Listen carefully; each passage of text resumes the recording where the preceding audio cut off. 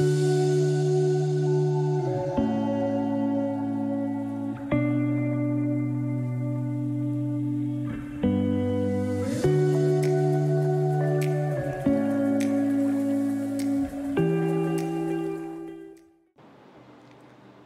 I am Dr. B. Saikant Kumar, consultant nephrologist from AS Clinics, Kottapet. So, మనం ఫ్రీక్వెంట్గా encounter అయ్యే questions ఏంటంటే dialysis ఉన్న patients ఏ జాగ్రత్తలు తీసుకోవాలి.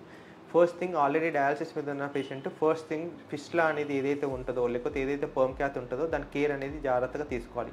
దాన్ని నీట్గా మెయింటైన్ చేయాలి, రెగ్యులర్గా డ్రెస్సింగ్ చేసుకోవాల్సిన అవసరం పడుతుంది. సెకండ్ థింగ్ ఏంటంటే రెగ్యులర్ డయాలసిస్ చేసుకోవడం. వాళ్ళకి ఏదైతే షెడ్యూల్ ఉంటుందో వీక్లీ 2 times అయినా 3 times అయినా డెఫినెట్గా మిస్ అవ్వకుండా రెగ్యులర్గా డయాలసిస్ రావడం.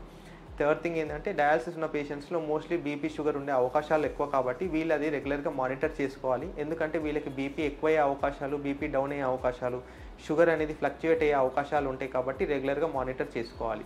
Fourth thing, fluid restriction. వీళ్ళు డయాలసిస్ పేషెంట్స్ ఏంటంటే జనరల్గా యూరిన్ అనేది సహజంగా ఎక్కువ ఉండదు, జనరల్లీ 1 లీటర్ లోపు ఉంటుంది. సో ఫ్లూయిడ్ అనేది రెస్ట్రిక్ట్ చేయాలి. లేకపోతే ఏంటంటే అధికంగా ఫ్లూయిడ్ తీసుకోవడం వల్ల బీపీ కంట్రోల్ లేకపోవడం, లేకపోతే ఊరికే ఆయాసం రావడం లాంటిది అవకాశాలు, దీనివల్ల ఎక్కువ హాస్పిటలైజేషన్ అయ్యే అవకాశాలు ఉంటాయి.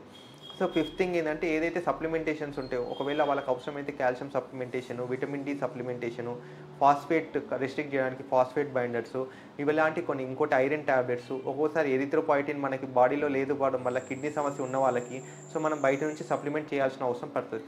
సో ఈ మెడికేషన్స్ అనేది రెగ్యులర్గా తీసుకోవాలి. లాస్ట్ థింగ్ ఏంటంటే డైట్ అనేది కొన్ని రెస్ట్రిక్షన్స్ ఉంటాయి. ఒకటి సాల్ట్, ఒకటి వాటర్. రిమైనింగ్ అంత రెస్ట్రిక్ట్ చేయాల్సిన అవసరం లేదు. ఒకసారి డయాలసిస్కి వచ్చిన తర్వాత వీళ్ళు నార్మల్ డైట్ తీసుకోవచ్చు. ప్రోటీన్స్ అనేది అడిక్వేట్గా తీసుకోవాల్సిన అవసరం కూడా పడుతుంది. వీళ్ళలో మెయిన్గా సాల్ట్, వాటర్ రెస్ట్రిక్ట్ చేస్తే చాలు.